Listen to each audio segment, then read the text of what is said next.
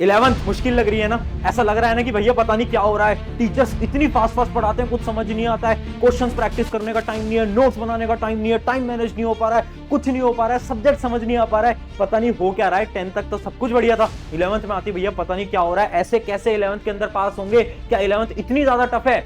नहीं दोस्त, 11th थोड़ी बहुत टफ तो है, बट सारी प्रॉब्लम्स के सोल्यूशन भी हैं, और वही सोल्यूशन आज मैं आपको बताने वाला हूं। तो हाय एवरीवन, मैं हूं आप सभी का अपना प्रशांत भैया। जब इस चैनल को स्टार्ट करा था ना, एक लाइन के साथ स्टार्ट करा था। लाइन थी कि जब जब तुम्हें प्रॉब्लम आएगी और जब तुम पीछे मुड़ के देखोगे तो प्रशांत भैया साथ होंगे, और आज उस वादे को निभाने आ गया हूं। देखो यार, अभी तुम्हारी 11th स्टार्ट हुई और अभी से 1-2 महीने पहले तुम्हारी 11th स्टार्ट हुई थी, तुमने पढ़ना वढ़ना स्टार्ट करा। अब ना बहुत सारे स्टूडेंट्स की क्वेरीज आ रही है कि भैया 10th तो बड़ी आसान थी, 11th में पता नहीं क्या हो रहा है, इतनी ज्यादा टफ लग रही है, चीजें समझ नहीं आ रही है, टाइम मैनेज नहीं हो पा रहा है, बहुत सारी प्रॉब्लम आ रही है। भैया आप बस बता दो कि ये प्रॉब्लम्स जो हैं इनको टैकल कैसे करें, इनको फेस कैसे करें, इनका सोल्यूशन क्या है। तो यार देखो, मेरी जिम्मेदारी है तुम्हें गाइड करना, तुम्हें समझाना, और वो करना तो मैं कभी बंद नहीं करूंगा। फिर से आ गया हूं तुम्हें गाइड करने। अब सबसे पहला, थोड़ा सा शांति बनाए रखो और एकदम शांत दिमाग से समझना आज जो मैं सॉल्यूशंस आपको बताने वाला हूं। आप सभी स्टूडेंट से, मैंने बहुत सारे स्टूडेंट से बात करी जो कि अभी 11th में गए हैं, उन सबकी प्रॉब्लम्स को लिखा कि भैया स्कूल में पढ़ाई नहीं हो रही, भैया ट्यूशन में ये नहीं हो रहा, भैया नोट्स बनाने का टाइम नहीं हो रहा, भैया स्कूल कोचिंग मैनेज नहीं हो पा रहा, भैया टेस्ट में कम मार्क्स आ रहे हैं। उन सारी प्रॉब्लम्स को आज लिखकर लेकर आया हूं, और उन सबके अपने एक्सपीरियंस से, जो इतने साल एजुकेशन इंडस्ट्री में काम करा है और मैं भी तुम्हारी तरह एक स्टूडेंट रहा हूं, वो जो एक्सपीरियंस है उससे एक एक सोल्यूशन दूंगा। तो सबसे पहली प्रॉब्लम थी भैया, टीचर्स फास्ट पढ़ा रहे हैं। हर एक बच्चे का ये डाउट था कि भैया पता नहीं क्या हो गया है, 10th तक तो ना टीचर पढ़ाते थे, नोट्स लिखवाते थे, हम लिखते थे, याद करते थे, काम चल जाता था। अब टीचर इतनी तेज तेज पढ़ा रहे हैं कि चीजें ही समझ नहीं आती। स्कूल के अंदर तो भैया पढ़ाई नहीं होती है ना। अब देखो, रियलिटी है कि 11th का सिलेबस बड़ा होता है, तो यस, टीचर्स आपको तेज पढ़ाएंगे, बट तुम्हें अपने पढ़ने के तरीके को बदलना पड़ेगा। 10th तक तुम क्या करते थे, जैसे टीचर ने इमेजिन करो बोर्ड पे 4 चीजें लिखवाई, फिर वो तुम्हें टाइम देते थे, है ना, कि चलो चलो चलो जल्दी से इसे नोट कर लो, और फिर तुम अपनी नोटबुक के अंदर आराम से क्या करते थे, नोट्स बनाते थे, नोट्स बनाते थे, नोट्स बनाते थे। बट बेटा 11th के अंदर ये टाइम नहीं मिलेगा।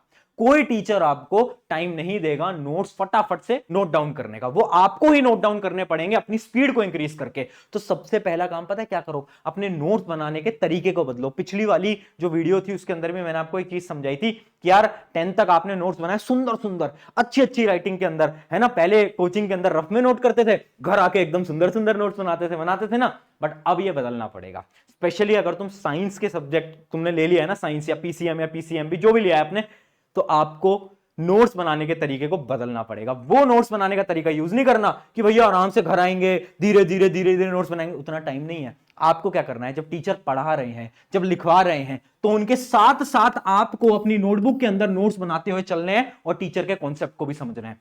समझ रहे हो मैं क्या कह रहा हूं? टीचर आपको पढ़ा रहे हैं, कॉन्सेप्ट भी समझना है, साथ साथ में लिखना भी है। भैया ये कैसे होगा, ये तो हमने आज तक नहीं करा। यही तो 11th क्लास है, तभी तो 11th क्लास को मुश्किल बोलते हैं। ये चीज आपको सीखनी पड़ेगी 11वीं क्लास के अंदर। जितना जल्दी सीख लो उतना अच्छा है, क्योंकि 11th के अंदर मेरे भी 60 थे, बट जब ये सारी चीजें मैंने 11th के अंदर सीखी, 12th के अंदर मेरे बोर्ड के अंदर 90% आए, और जो जेई एडवांस या जेई मेंस का जो एग्जाम होता है वो मैंने क्रैक करा। ठीक है, तो ये सारी चीजें 11th में सीख लो, फायदा रहेगा। नोट्स कैसे बनाने, जैसे ही टीचर लिखवा रहे हैं साथ साथ में लिखते रहो। अच्छी राइटिंग फर्क नहीं पड़ता, नोट्स ऐसे बनाओ जो कि सिर्फ तुम्हें समझ आए। ठीक है, कोटा के जो बड़े बड़े टीचर्स हैं ना, उनकी सबसे बड़ी लाइन है, वो ये बोलते हैं कि नोट्स ऐसे बनाओ जो कि सिर्फ तुम्हें समझ में आए। अगर तुम ऐसे नोट्स बना रहे हो तो समझ लेना तुम एकदम राइट ट्रैक के ऊपर हो। तो पहली चीज, टीचर फास्ट पढ़ाते हैं ऐसा नहीं है, तुम्हें फास्ट नोट्स बनाने का तरीके को इवॉल्व करना पड़ेगा। ठीक है, अगली चीज, अगला डाउट था भैया कि क्लास में समझ ही नहीं आ रहा है, पता नहीं क्या हो रहा है भैया। अब देखो, मैं आपको एक बहुत बड़ी सच्चाई बताता हूं, और किसी भी स्कूल को मैं ऑफेंड नहीं करना चाहता, बट इंडिया की सबसे क्लियर रियलिटी है कि क्लास 11th के अंदर 98% स्कूल्स के अंदर पढ़ाई नहीं होती। आप स्कूल जाते होगे अभी, और टीचर क्या बोलते होंगे कि हाँ ठीक है, मैंने तुम्हें इतना पढ़ा दिया और अब जल्दी से इसके नोट्स वोट्स बना लेना और एग्जाम के अंदर ये सब आ जाएगा। इतना ही बताते हैं ना।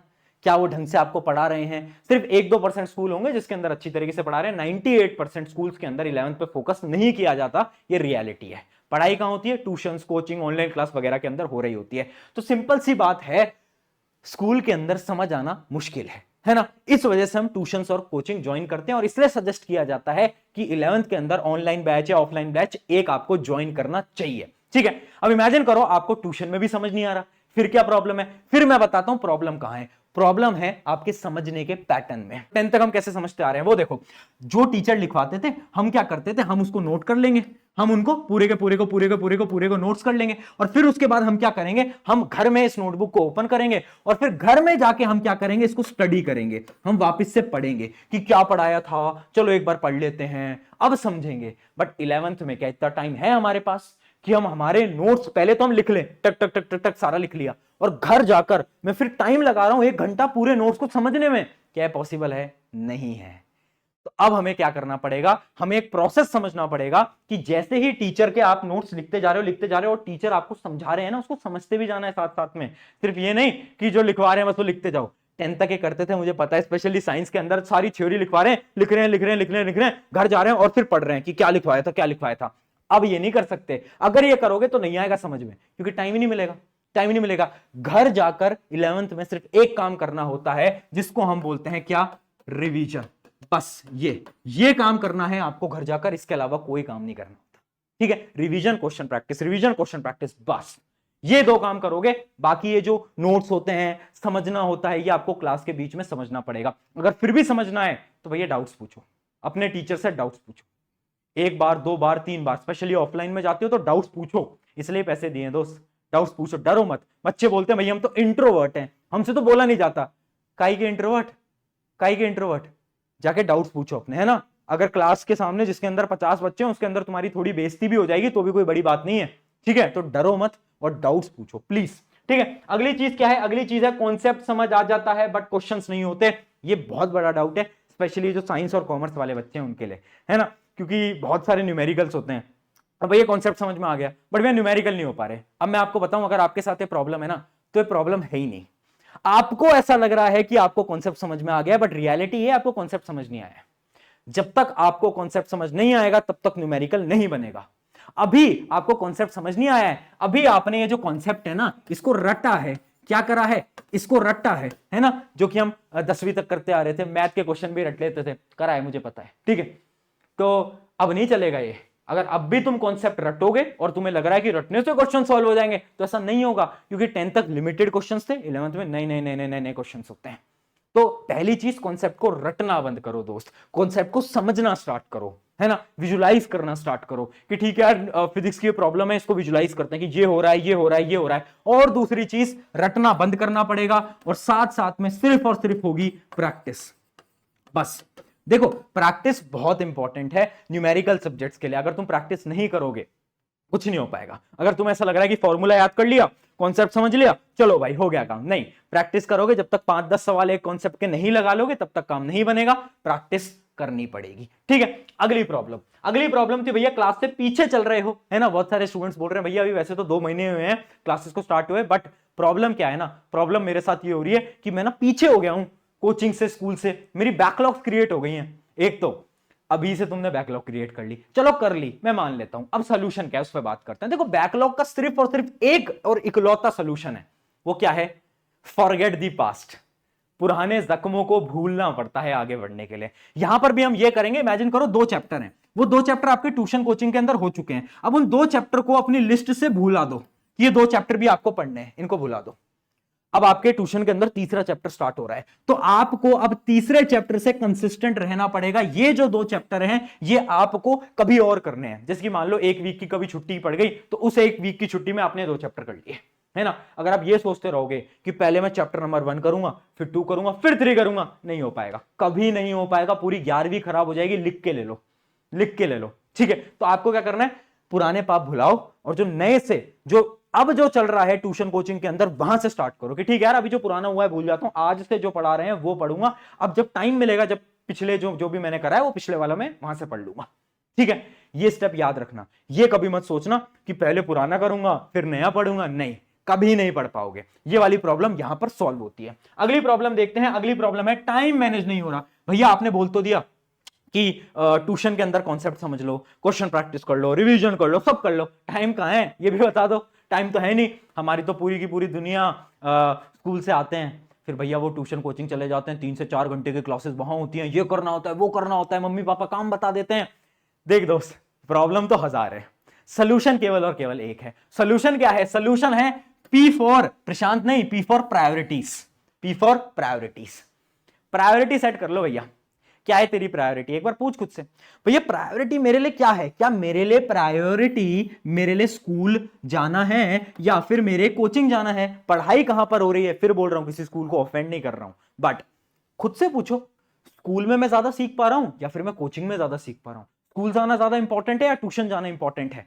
खुद से पूछो, प्रायोरिटी क्या है आपके लिए, इंपॉर्टेंट क्या है? आपको अपना इंपॉर्टेंस पता चल जाएगी। इमेजिन कर लेते हैं एक बच्चे के लिए ट्यूशन कोचिंग जाना ज्यादा इंपॉर्टेंट है, उसके स्कूल के अंदर ज्यादा पढ़ाई नहीं होती, तो आपको क्या करना है? स्कूल स्किप करो, वीक के अंदर 3 से 4 दिन मैक्सिमम स्कूल जाओ, है ना, वीक में 3 से 4 दिन मैक्सिमम स्कूल जाओ, बाकी दिन स्किप करो।